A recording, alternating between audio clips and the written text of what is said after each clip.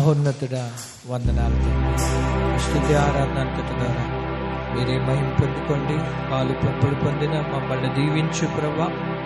ఇప్పుడు నీ వాక్యాన్ని నాయన మేము ధ్యానించుచుండగా, వాక్యమయ్యన్న దేవుడు నీవే, మాట్లాడే దేవుడు నీవే, మా హృదయాలు తెరిచే దేవుడు నీవే, మమ్మల్ని దర్శించే దేవుడు నీవే, మమ్మల్ని బలపరిచే దేవుడు నీవే. నీవే మానవ స్వరాన్ని మరుగు చేసి నీ స్వరము ద్వారా నాతో చేరిన బిడ్డల ద్వారా మాట్లాడి ఈ వాక్యం ద్వారా మమ్మల్ని బలపరిచి మీరే మహిమ పొందుకోమని వాక్య ధ్యానమంతటిని మీకు అప్పగిస్తూ కూడి వచ్చిన నీ బిడ్డలను దీవించండి. రావలసిన బిడ్డలను తోడుకురమ్మని యేసుక్రీస్తు వారి దివ్యనామములో ప్రార్థన అడిగి వేడుకొంచున్నాం తండ్రి, ఆమేన్. దయతో అందరం కూడా కూర్చుందామండి. దేవుని నామానికి మహిమ కలిగిన గాక. మరి ఉదయకాల ఆరాధనకు ముఖ్యంగా మీ పనులన్నీ కూడా చక్కపరుచుకుని పెందల కడనే దేవుని సన్నిధికి వచ్చిన మీ అందరికీ కూడా ప్రభు నామములో ప్రత్యేకమైన వందనాలు, శుభాలని తెలియచేసుకుంటూ ఉన్నాను. ఈ దినాన్ని చిన్న వాక్యాన్ని మనం ధ్యానించుకుందాం. మత్తయి సువార్త 9వ అధ్యాయము దయతో 6వ వచనము నుండి 8వ వచనం వరకు మనం చదువుకుని దేవుని వాక్యాన్ని మనం కొద్ది నిమిషాలు మనము ధ్యానించుకుందాం. మత్తయి సువార్త 9వ అధ్యాయము 6 నుండి 8 వచనాల వరకు ఉన్నటువంటి ఈ వాక్య భాగాన్ని మనం చదువుకుందాం. 6 క్షమించాలండి, 9వ అధ్యాయం అండి, 6 నుండి 8 వచనాలు.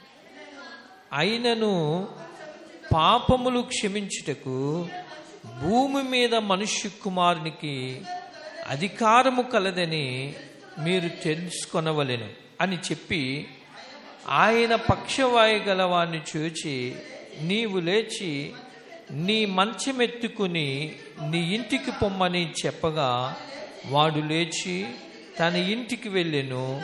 జనులు అది చూచి భయపడి మనుషులకిట్టి అధికారం ఇచ్చిన దేవుని మహిమపరచిరి. దేవునికి స్తోత్రం కలిగిన. ఇది నన్ను ఒక చిన్న పాఠం ఏంటంటే, ఇక్కడ మనం చదివినటువంటి వాక్య భాగంలో ఏముందంటే, మనుషులకిట్టి అధికారం ఇచ్చిన దేవుని మహిమ పరిచిరి. తర్వాత యేసుక్రీస్తు ప్రభువారు 6వ వచనంలో కూడా అంటాడు, అయినను పాపములు క్షమించుటకు భూమి మీద మనుష్య కుమారునికి అధికారము కలదని మీరు తెలుసుకొనవలనని చెప్పి. ఇక్కడ మనం గమనించినట్లయితే అయితే యేసుక్రీస్తు ప్రభువుకున్నటువంటి అధికారమును గూర్చి అక్కడున్నటువంటి జన సమూహానికి ఆయన తెలియజేస్తా ఉన్నాడు. ఇది నన్ను మనం ధ్యానించే పాఠం ఏంటంటే, క్రీస్తు అధికారము అనేటటువంటి చిన్న అంశాన్ని మీ ముందుకి తీసుకురావాలని నేను ఆశపడతాను. క్రీస్తు అధికారం. నేను గత రాత్రి ఒక వాక్యాన్ని నేను సిద్ధపరుచుకున్నాను. ఎందుకంటే పొద్దుట అవ్వదని రాత్రి 11:30 వరకు వాక్యం సిద్ధపడ్డాను.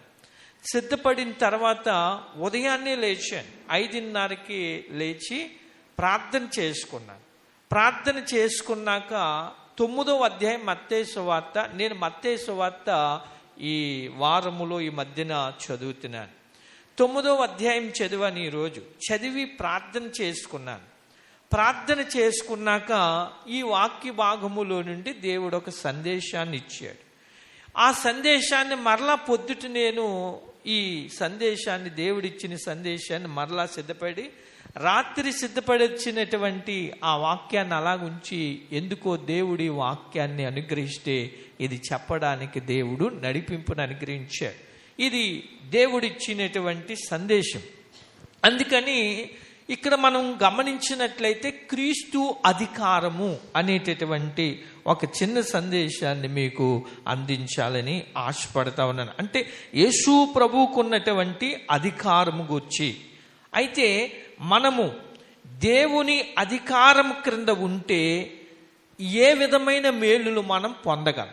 మొట్టమొదటి ఏంటంటే, క్రీస్తు అధికారం మన పాఠం. ఆయనే అధికారి. ఎందుకంటే సమస్తానికి, సర్వానికి కూడా అధిపతి, అధికారి ఆయన ఒక్కడే. ఆయనకి మించిన అధికారము పరలోకములో కానీ ఈ భూమి మీద కానీ ఎక్కడా కూడా లేదు. ఆయనే సర్వాధికారి. అయితే ఆయన అధికారము క్రింద మనం ఏం చేయగలగాలంటే మనం ఉండాలట. దేవుని అధికారము క్రింద మనం ఉంటే ఏ విధమైనటువంటి మేలులు మనం పొందగలం. తర్వాత మనం చేయవలసినటువంటి ఒక పని ఏంటంటే ఆయన అధికారమునకు మనలను మనం అప్పగించుకోవాలి. దేవుడు అధికారము కింద మనల్ని మనం ఏం చేయాలి? మన పైన అధికారం ఎవరై ఉండాలంటే దేవుడై ఉండాలి. ఉదాహరణకి నేను చెప్తాను. ఒక ఉద్యోగం ఉన్నాడు అనుకోండి, తన పై అధికారి ఆదేశాలను బట్టి ఆ తనకిచ్చినటువంటి ఆదేశాలను బట్టి ఆ వ్యక్తి ఏం చేస్తాడు? తన పని ఉద్యోగ బాధ్యతను నిర్వర్తిస్తూ ఉంటాడు. తరువాత ఒకవేళ ఏదైనా ఒక ఉన్నతమైన నాయకుడు ఉన్నాడు అనుకోండి, ఆయన ఇచ్చినటువంటి ఆదేశాలను బట్టి అక్కడ ఉన్నటువంటి వారు, తన కింద ఉన్నటువంటి వారు పనిచేసే వారందరూ కూడా ఆయన ఇచ్చిన ఆదేశాలను బట్టి వారు ఏం చేస్తారు? పని చేస్తూ ఉంటారు. అంటే తన పై అధికారికి వీళ్ళు ఏం చేస్తారు? ఆయన అధికారానికి వీళ్ళు తమ్ముడు తాము ఏం చేస్తారంటే అప్పగించుకోవడం అనేటటువంటిది జరుగుతుంది. అప్పుడే ఏం జరుగుతుందంటే సక్సెస్ఫుల్గా ప్రతి పని ప్రతి కార్యక్రమం కూడా సక్రమంగా నిర్వర్తించబడతారు.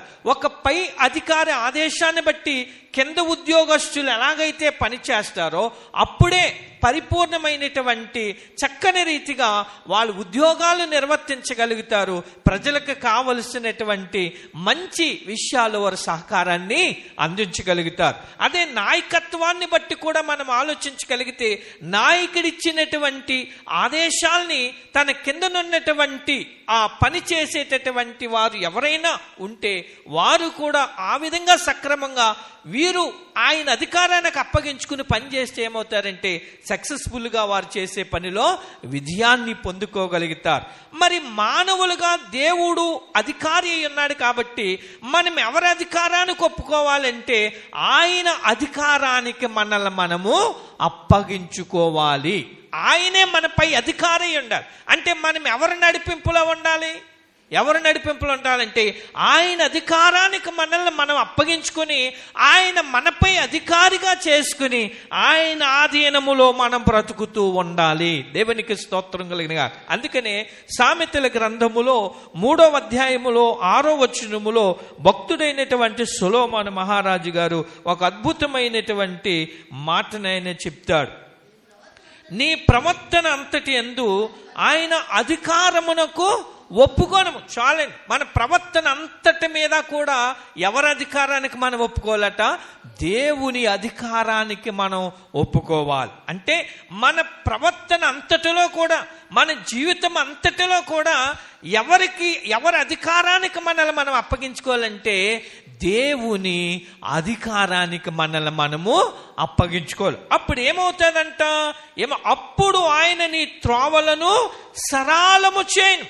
అంటే మనం వేటినైతే చేయనుద్దేశించామో వాటన్నిటికీ కూడా అడ్డుగా ఆటంకంగా ఉన్న వాటినన్నిటినీ కూడా ఆయన తొలగించి ఏం చేస్తాడంటే మా ఆటంకాలన్నీ తొలగించి దేవుడు సరళమైన మంచి మార్గములోనికి మనల్ని ఆయన నడిపిస్తాడు. అంటే మనం తలపెట్టిన ప్రతి కార్యక్రమములో కూడా ఆయన సక్రమంగా ఆటంకాలు అడ్డులు లేకుండా ముందుకు ఆయన మనలను నడిపిస్తాడు. కాబట్టి మనము ఎవరి అధికారానికి మనల్ని మనం అప్పగించుకోవాలంటే దేవుని అధికారానికి మనల్ని మనము అప్పగించుకోవాలి. ఇక్కడ మనం చదివినటువంటి మత్తయి సువార్త 9వ అధ్యాయములో 1 నుండి మనం 8 వచనాల వరకు చదివితే అక్కడ కనపడేటటువంటి విషయం ఏంటంటే ఒక వ్యక్తికి పక్షవాతం వచ్చి పైకి లేవలేనటువంటి పరిస్థితిలో ఉన్నాడు.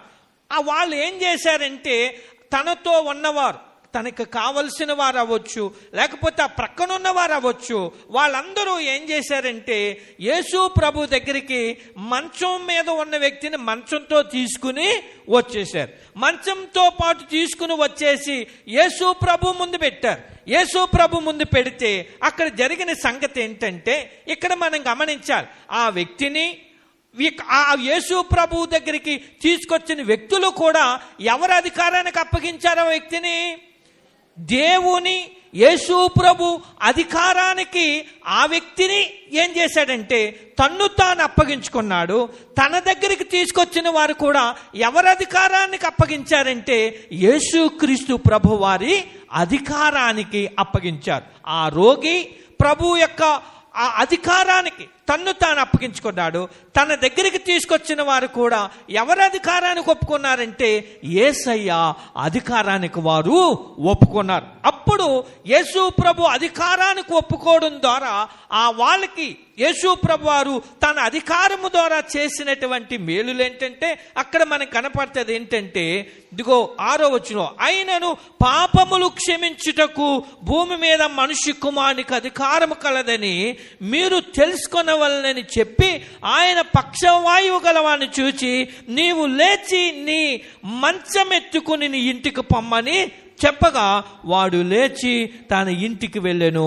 జనులు అది చూచి భయపడి మనుష్యులకి అధికారం ఇచ్చిన దేవుణ్ణి మహింపరిచిరి. ఇక్కడ 2 విషయాలు జరిగాయి. 2వ వచనంలో అంటారు ఏంటంటే, ఇదిగో జనులు పక్షవాయువుతో మంచం పట్టిన యొక్క ఆయన ఎద్దకు తీసుకుని వచ్చిరి.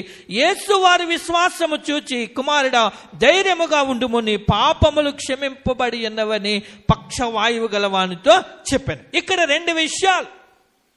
ఈ వ్యక్తి రోగి దేవుని అధికారానికి అప్పగించుకున్నాడు. రోగిని తీసుకొచ్చిన వారు కూడా ఎవరి అధికారానికి అప్పగించారంటే యేసయ్య అధికారానికి వారు అప్పగించారు. అక్కడ 2 విషయాలు జరిగితే, ఒకటి తన పాపాలు క్షమించాడు యేసే. రెండోది ఏంటంటే ఆ రోగిని యేసుక్రీస్తు ప్రభువారు స్వస్థపరిచారు. దేవునికి స్తోత్రం కలిగిన హల్లెలూయా. మన జీవితంలో కూడా ఆయన అధికారానికి మనల్ని మనం ఒప్పుకుంటే మొట్టమొదటి ఏం జరిగిద్దంటే ఆయన మన పాపములకు ఆయన క్షమాపణ అనుగ్రహించేవారు. రెండోది ఏంటంటే మన జీవితంలో ఏదైనా అవిటితనము ఏదైనా లోపం ఉంటే దాన్ని ఏం చేస్తాడంటే దాన్ని సరిచేయగలిగినటువంటి దేవుడు ఆయన. మనలో ఏదన్నా ఉంటే ఒకటి మన పాపములను ఆయన క్షమిస్తాడు. రెండోది ఏంటంటే మనలో ఏదైనా లోటు ఉంటే దాన్ని ఆయన సరిచేసేటటువంటి దేవుడు. దేవునికి స్తోత్రం. మొట్టమొదటి ఏంటంటే ఆయన అధికారానికి అప్పగించుకోగలిగితే మనము ఆయన అధికారం ద్వారా ఏం చేస్తాడంటే ఒకటి మన పాపములకు ఆయన క్షమాపణ అనుగ్రహించేవాడు. 2 మన జీవితంలో ఉన్న లోటును ఆయన ఏం చేయగలుగుతాడంటే సరిచేసేటటువంటి దేవుడు. దేవునికి స్తోత్రం కలిగిన. ఇక 2వ విషయాన్ని మనం గమనించగలిగితే మత్తయి సువార్త 9వ అధ్యాయము 18 నుండి మనము 18వ వచనము నుండి 18వ వచనాన్ని చదివితే మనకు అక్కడ మరొక మాట కనపడతారు. చదవమ్మా.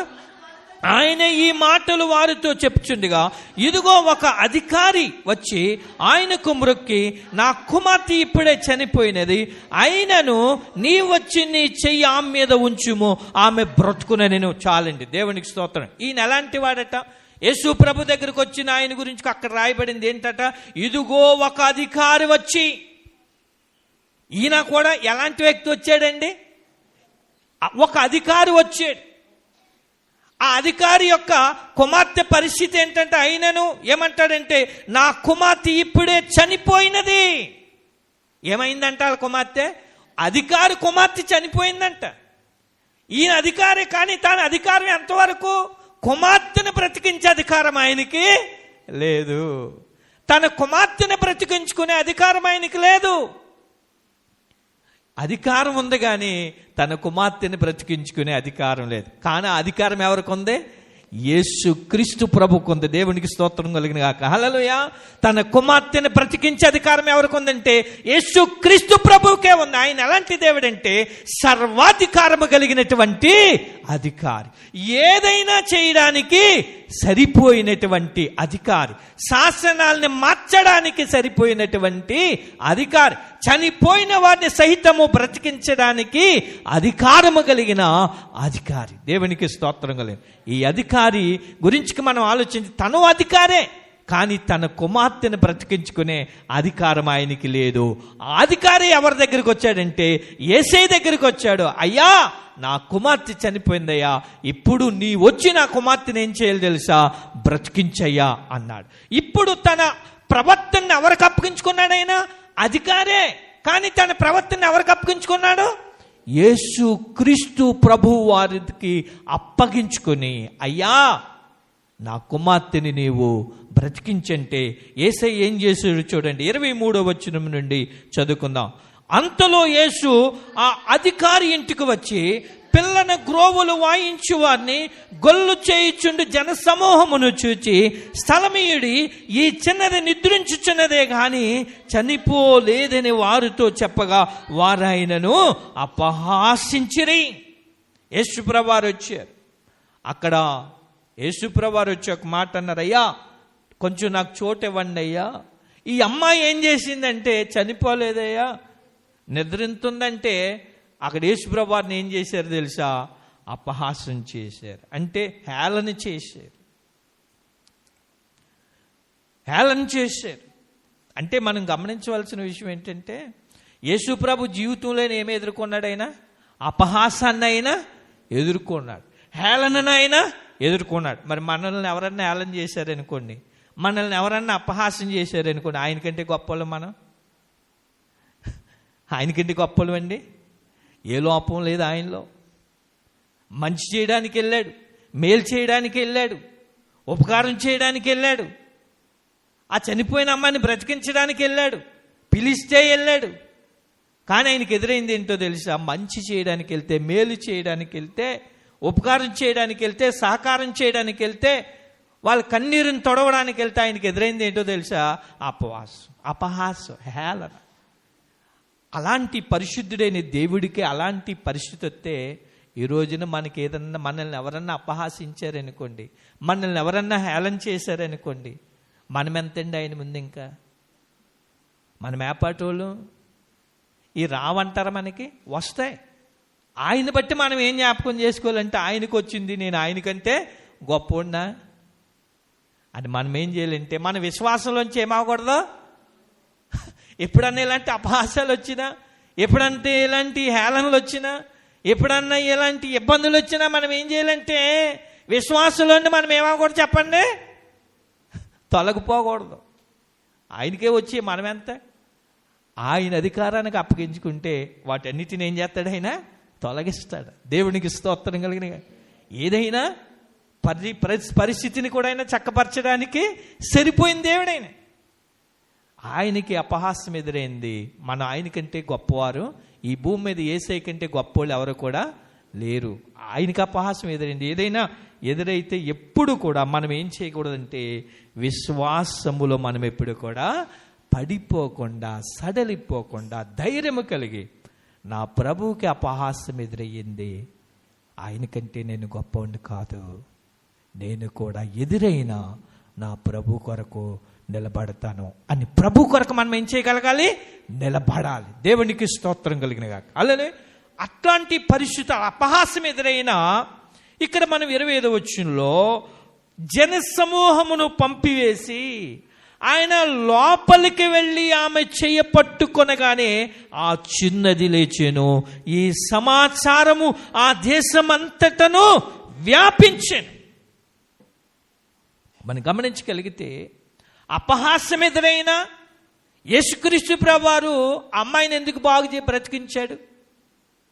ఆయనకు అపహాస్యం ఎదురైంది. వాళ్ళ ఇంటికి వెళ్తే యేసు ప్రభువారు వెనక్కి వచ్చేలేదు.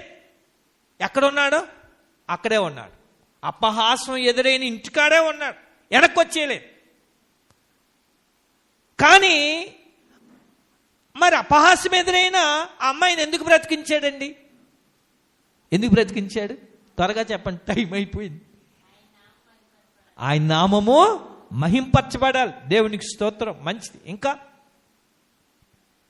ఇంకా అనేక మంది మారు మనసు పొందాలి. దేవునికి స్తోత్రం. ఇంకా చెప్పేది మంచి, నేను చెప్తాను చూడండి. దేవుని నామం మహింపరచబడ్డానికి, ఆయన సువార్త ప్రకటించబడ్డానికి, అనేక జనులు మారు మనసు పొందడానికి అద్భుతాలు చేశాడు ఆయన. మనం అక్కడ గమనించవలసిన ప్రాముఖ్యమైన విషయం ఏంటంటే, కుమార్తె తండ్రి ఏం చేశాడంటే, అతను కూడా అధికారము కలిగినటువంటి స్థితిలో ఉన్న తన ప్రవర్తన అంతా కూడా ఎవరికి అప్పగించాడు తెలుసా? తన కుమార్తెను, తనను యేసయ్యకి అప్పగించాడు. దేవునికి స్తోత్రం కలిగిన గాక. యేసయ్యకు అప్పగించాడు. మన భారం అంతా ఎవరి మీద మోపాలి? నీ భారము యెహోవా మీద మోపుము, ఆయనే నిన్ను ఆదుకొనును. ఆయనకి మనల్ని మనం అప్పగించుకోవాలి. మనకు కలిగిన పరిస్థితులను మనము అప్పగించుకోవాలి. ఆయన అధికారానికి మనం తలవగ్గాలి. ఆయన అధికారానికి శిరస్సు వంచాలి. ప్రభువా, నీ చిత్తమయ్యా, నీ చిత్తానుసారంగా నన్ను ఎట్లాగ నడిపిస్తావో నీవే చేయి, ఏం చేసినా నీవే చేయి ప్రభువా అని ఆయనకు అప్పగించుకుంటే అప్పుడు ఆయన ఏం చేస్తాడు? చేస్తాడు. యెహోవా ఈరే. అబ్రహాం ఏం చేశాడంటే తనను తన కుమారుని ఎవరి అధికారానికి అప్పగించుకున్నాడండి? దేవుని అధికారానికి అప్పగించాడు. అయ్యా, నా కుమారుని తీసుకున్నా నీ ఇష్టమే, ఏం చేసినా నీ ఇష్టమే, నీ అధికారం కింద నేనున్నానంటే అప్పుడు కొడుకు అడుగుతాడు, నాన్నగారండి బలికి అన్నీ రెడీ, కానీ బలి పశువు ఏదంటే అబ్రహాం అంటాడు, కుమారుడా యెహోవా ఈరే, దేవుడే చూసుకుంటాడన్నీ. అంటే చివరికి ఎవరు చూసుకున్నారు? దేవుడే చూసుకున్నాడు. దేవునికి స్తోత్రం కలిగినగా. ఆయన అధికారానికి మనల్ని మనము అప్పగించుకోవాలి. ప్రభువా, నువ్వు ఏం చెప్తే అది చేయడానికి నేను రెడీ, నువ్వేం చెప్పితే అలాగ నేను బ్రతకడానికి రెడీ నాయన. కష్టమైన, నష్టమైన, శ్రమైన, నిందైన, అవమానమైన, బాధైన ఏదైనా సరే నా జీవితంలో ఏం చేస్తావో అదే చేయనాయన. ఈ అధికారి కూడా అదే చేశాడు. అయ్యా, నేను అధికారం గలవాణ్ణి, నా అధికారం ద్వారా నా కూతుర్ని నేను బ్రతికించుకోలేనయ్యా, నీ అధికారానికి నన్ను నేను అప్పగించుకుంటున్నాను, నా బిడ్డను అప్పగిస్తున్నానయ్యా, నీవే నా కూతుర్ని బ్రతికించయ్యని యేసయ్యకి అప్పగించాడు. అప్పగిస్తే యేసయ్య ఏం చేశాడు తెలుసా? ఆయన అధికారానికి అప్పగించుకుంటే యేసు ప్రభు చనిపోయిన తన కుమార్తెని యేసయ్య బ్రతికించాడు. దేవునికి స్తోత్రం కలిగినగా. ఈ రోజున మన జీవితంలో కూడా ఆ అధికారి కుటుంబంలో దేవుడు అద్భుతాన్ని చేశాడు. తన కుమార్తె పట్ల దేవుడు అద్భుతం చేశాడు. ఈరోజు మన కుటుంబంలో కూడా ఏదైనా ఒకవేళ అసాధ్యమైన విషయం అక్కడ సాధ్యమైంది కాదు, అతని జీవితంలో అది సాధ్యమా? తన కుమార్తెను బ్రతికించుకోవడం అతని జీవితంలో సాధ్యం కాదు, అసాధ్యమే.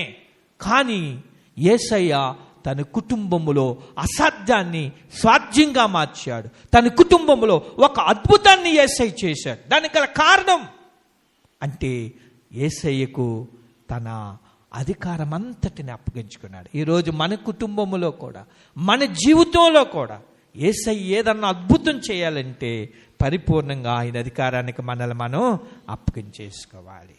మన బిడ్డలను కూడా ఆయన అధికారానికి అప్పగించేసుకోవాలి. ప్రభా, ఇదిగో నీ చిత్తానికి నన్ను నేను అప్పగించుకుంటున్నాను, నీ అధికారానికి నన్ను నేను అప్పగించుకున్నాను, నువ్వు ఎలా నడిపిస్తే అలాగ మమ్మల్ని నడిపించు. అలా చేశాడు కాబట్టి ఆ అధికారి ఇంట్లో దేవుడు అద్భుతాన్ని చేశాడు. గనుక 3 విషయాలు తెలుసుకున్నాం. యేసయ్య అధికారానికి మనల్ని మనం అప్పగించుకుంటే 1 పాప క్షమాపణ దొరుకుతుంది, 2 మన కుటుంబంలో ఏ లోటు ఉందో ఆ లోటు సరిచేయబడుతుంది, 3వది ఏంటంటే మన కుటుంబములో దేవుడు అద్భుతాన్ని చేస్తాడు. అసాధ్యాన్ని సాధ్యంగా యేసయ్య మార్చుతాడు. దేవునికి స్తోత్రం కలిగినగా. తరువాత ఇంకొక మాట ఏంటంటే మత్తయి సువార్త 9వ అధ్యాయము 27 నుండి 31వ వచనం వరకు కూడా అక్కడ ఒక 2 గురుడ్డివారు యేసు ప్రభు దగ్గరికి వచ్చారు. 2 గురుడ్డివారు ఏంటంటే 2 గురుడ్డివారు ఆయన వెంట వచ్చి యేసు ప్రభు దగ్గరికి వచ్చారు. అయ్యా, ఏమంటారంటే, నాయనా మమ్మను కనికరించమని కేకలు వేశారు. కేకలు వేస్తే యేసు ప్రభువారు అంటారు కదా, ఆయన ఇంట ప్రవేశించిన తర్వాత గుడ్డివారు ఆయనకు వచ్చిరు. యేసు, నేను ఇది చెయ్యగలనని మీరు నమ్ముచున్నారని వారిని అడగగా, వారు నమ్ముచున్నాము ప్రభువా అని ఆయనతో చెప్పిరి. అప్పుడు ఆయన వారి కన్నులు ముట్టి, మీ నమ్మకు చొప్పున మీకు కలుగును కాకని చెప్పినంతలో వారి కన్నులు తెరవబడెను. అప్పుడు యేసు ఇది ఎవరికి తెలియకుండా చూచుకుని వారి ఖండితంగా ఆజ్ఞాపించెను. అయినను వారు వెళ్ళి ఆ దేశం అంతటా ఆయనకి ఎత్తి ప్రచురం చేసి. ఎగురుటి వారు కూడా ఎవరి తమ జీవితంలో ఔటితనం ఉంది, తన జీవితంలో అంధత్వం ఉన్నది, అటువంటి వారు తమ యొక్క జీవితాలను యేసు ప్రభు దగ్గరికి వెళ్ళి ఎవరి అధికారానికి అప్పగించుకున్నారంటే యేసు క్రీస్తు ప్రభు అధికారానికి తమ్మును తాము అప్పగించుకున్నారు. యేసయ్య అంటాడు, ఏమయ్యా ఇది నేను చేయగలనని మీరు నమ్ముచున్నారంటే, ప్రభా నువ్వు చేయగలవు అని మేము నమ్ముతున్నాం అంటే మరి యేసయ్య అధికారానికి వెళ్ళనేలో యేసయ్య అంటాడు, ఏమైనా నా దగ్గరకు బాగానే వచ్చారు, మీరు అంధత్వం కలిగి ఉన్నారు, మీరు బాగుపడాలని వచ్చారు, అయితే ఇది నేను చేయగలనని మీరు నమ్ముతున్నారంటే వాళ్ళు ఏమంటారంటే, ప్రభా మేము నమ్ముతున్నావు, నువ్వు చేయగలవు అంతే. వాళ్ళ జీవితాలను కూడా యేసయ్య అధికారానికి వారు అప్పగించుకున్నారు. క్రీస్తు అధికారానికి వాళ్ళు అప్పగించుకున్నారు. ప్రభా నువ్వు చేయగలవు, ఏదైనా నువ్వు చేయగలవు ప్రభా అని అప్పగించుకుంటే యేసు ప్రభు ఏం చేశారంటే వాళ్ళిద్దరి దగ్గరికి పిలిచి వాళ్ళని ముచ్చి వాళ్ళ కళ్ళను బాగు చేసి వారి జీవితాన్ని బాగు చేసి వారి జీవితంలో ఉన్న అంధత్వాన్ని ప్రభు ఏం చేశాడు, తొలగించాడు. వారి జీవితంలో గొప్ప ఆశ్చర్య కార్యాన్ని దేవుడు జరిగించాడు. ఆశ్చర్య కార్యం. అప్పటి వరకు కూడా వారు ఏమీ చూడలేని స్థితిలో ఉన్నారు. యేసు ప్రభు వారి జీవితంలో ఎప్పుడైతే ప్రభు అధికారానికి వాళ్ళు అప్పగించుకున్నారో యేసే వారి జీవితంలో ఆశ్చర్యమైన కార్యాన్ని వారు చూడగలిగారు. దేవునికి స్తోత్రంగా. అందుకని మనం గమనించగలిగితే 31 వారి కన్నులు తెరబడును, అప్పుడు యేసు ఇది ఎవరికి తెలియకుండా చూచుకొనుడని వారికి ఖండితముగా ఆజ్ఞాపించను. అయినను వారు వెళ్ళి ఆ దేశమంతటా కూడా ఆయన కీర్తి ప్రచురించిరి. తమ జీవితములో యేసయ్య ఆశ్చర్యమైన కార్యాన్ని చేశాడు. ఆశ్చర్యమైన కార్యం చూసుకున్నారు. వెంటనే అంధత్వం పోయింది. వారు అన్నీ చూడగలుగుతున్నారు. వెంటనే ఏం చేయగలిగారంటే ప్రభుని స్తుతిస్తూ యేసయ్య అంటాడు, ఎవరికి చెప్పొద్దే ఊరుకోండి అంటాడు. అంటే వాళ్ళు ఏం చేస్తారంటే మొత్తం ఆ చుట్టుపక్కల ఉన్న ప్రాంతం అంతా కూడా ఏం చేశారంటే మా కళ్ళు తెరిచాడు యేసే అని మొత్తం అంతా కూడా యేసు ప్రభు గురించి సాక్ష్యం ఇచ్చి ప్రభుని మహింపరిచారు. దేవునికి స్తోత్రం కలిగిన వాళ్ళు యేసయ్య అధికారానికి తమ్మును తాము అప్పగించుకున్నారు కాబట్టి వారి జీవితములు యేసయ్య ఆశ్చర్య కార్యాన్ని జరిగించాడు. దేవునికి స్తోత్రం కలిగి ఈ రోజున 4 విషయాలు క్రీస్తు అధికారము అనే పాఠము కింద 4 విషయాలు తెలుసుకున్నాం. ఆయన అధికారానికి మనల్ని మనం అప్పగించుకుంటే ఎలాంటి మేలు ఆయన చేస్తాడంటే, 1 పాప క్షమాపణ ఆయన మనకి అనుగ్రహిస్తాడు. 2వది ఏంటో తెలుసా, ఆయన మన జీవితంలో ఉన్న లోటులను ఆయన సవరించగలిగినటువంటి దేవుడు. 3వది ఏంటో తెలుసా, మన జీవితంలో అసాధ్యాన్నైనా సాధ్యంగా మార్చి అద్భుతాన్ని చేస్తాడు. ఆయన అధికారానికి మనం అప్పగించుకుంటే. 4వది ఏంటో తెలుసా, ఆయన అధికారానికి మనల్ని మనం అప్పగించుకుంటే ఆయన ఆశ్చర్య కార్యాలు మన జీవితంలో జరిగిస్తాడు. దేవుని మహాకృపను బట్టి మనందరము కూడా యేసయ్య అధికారానికి మనల్ని మనం అప్పగించుకోగలిగితే మన పాపములకు ఆయన ఏమి ఇవ్వగలడంటే క్షమాపణ ఇస్తాడు. మన జీవితంలో మన కుటుంబంలో ఏ లోటులు ఉన్నాయో ఆ లోటులను ఎవరు సరిచేస్తారంటే యేసయ్యే సరిచేస్తాడు. 3వది ఏంటంటే ఆయన అధికారానికి మనల్ని మనం అప్పగించుకుంటే మన జీవితంలో మన కుటుంబంలో ఆయన అద్భుత కార్యాలు చేయగలరు. 4వది ఏంటంటే ఆయన అధికారానికి మనల్ని మనం అప్పగించుకోగలిగితే నరులకు ఈ లోకము ఆశ్చర్యపడేలాగా మన జీవితంలో యేసయ్య ఆశ్చర్య కార్యాలు జరిగిస్తాడు. ఆయన అధికారానికి మనల్ని మనం అప్పగించుకుందాం. ఆ 4 కార్యాలు కూడా మన జీవితంలో ప్రభు జరిగించి ఆయన అద్భుతాలతో మనలను మన కుటుంబాలను నింపి నడిపించునుగాక. ఆమేన్. దేవుడు ఇచ్చిన వాక్యము దీవించి ఆశీర్వదించునుగాక. తలలు వంచుకుందాం, మనం ప్రార్థన చేసుకుందాం. మహాపరిశుద్ధుడు అయిన మా ప్రియమైన పరలోకపు తండ్రి, జాలి కలిగిన మా దేవ, ప్రేమ కలిగిన మా దేవ, కృప కలిగిన తండ్రి, నీకు వందనాలు అయ్యా. నీవు అధికారము గల దేవుడు తండ్రి నాయన. ఇదిగో ప్రభువా నాయన, నీ అధికారానికి మమ్మల్ని మేము అప్పగించుకునేటకు సహాయం చేయదేవా. నీ అధికారానికి మమ్మల్ని మేము అప్పగించుకుంటే మాకు పాప క్షమాపణ కలుగుతుంది నాయన. నీ అధికారానికి మమ్మల్ని మేము అప్పగించుకుంటే మా జీవితంలో ఉన్న లోటులు నాయన సరిచేయబడతాయి ప్రభువా. నీ అధికారానికి మమ్మల్ని మేము అప్పగించుకుంటే మా జీవితంలో అద్భుతాలు చేస్తావు ప్రభువా. నీ అధికారానికి మమ్మల్ని మేము అప్పగించుకుంటే ప్రభువా మా జీవితంలో నీ ఆశ్చర్య కార్యాలు జరిగిస్తావు ప్రభువా. ఈరోజు మేమందరము కూడా నీ అధికారానికి మమ్మల్ని మేము అప్పగించుకున్నట్టుకు సహాయం చేయండి. మా పాపములకు క్షమాపణ అనుగ్రహించు దేవా. మా జీవితాల్లో ఉన్న లోటులను మీరు సరిచేయండి, సవరించమని ప్రార్థన చేయించున్నాను ప్రభువా. మా కుటుంబాల్లో మా జీవితంలో నీ అద్భుత కార్యములు జరిగించండి ప్రభువా. మా కుటుంబంలో మా జీవితాల్లో నీ ఆశ్చర్య కార్యములు జరిగించమని నిత్యము నీ అధికారము కింద మేము జీవించి బ్రతికి నేను మహిమపరచుటకు సహాయం చేయమని కోరుతూ, విత్తబడిన వాక్యం మంచి నేలన నాటబడిన విత్తనము వలె తండ్రి వాక్యానుసారంగా 30 60 100 తండ్రి మేము ఫలించి నేను మహింపపరచుటకు సహాయం చేయమని యేసయ్య నామములో అడిగి వేడుకొని